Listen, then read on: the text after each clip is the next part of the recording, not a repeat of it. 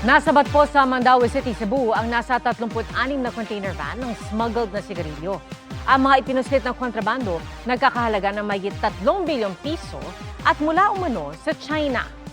Nakatutok si John Consulta. FBI! Ingat! June 2026 nang harangin ng mga ahente ng NBI Special Action Unit ang paglabas ng 23 container vans sa Manila Port of Manila.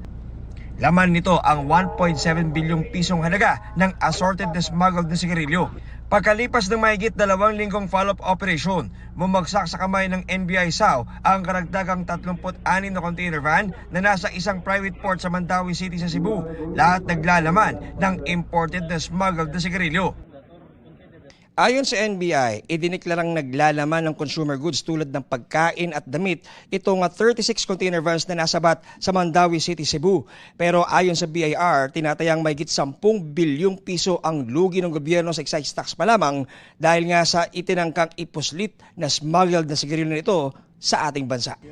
Ayon sa NBI, posibleng sa Visayas at Mindanao dadalhin ang mga bagong nasabat na smuggled na sigarilyo, habang ang naunang 23 containers na nasabat noong Hunyo ay para dapat sa Luzon. Malaki halaga yan, hindi bababa sa 3 bilyon.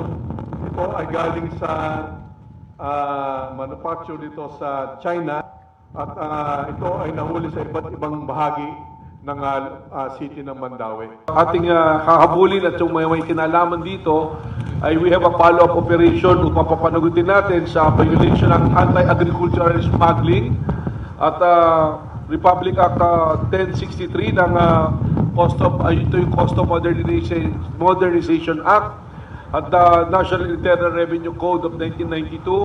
Ayon sa Customs, tukoy na ng mga otoridad ang consignee ng shipment at kung paano ito dinadala rito sa Pilipinas. Sa malayong bahagi ng ating karagatan, merong malaking barko na galing sa labas at ito ay tinransfer sa mas maliit na barko at ginawan local shipment.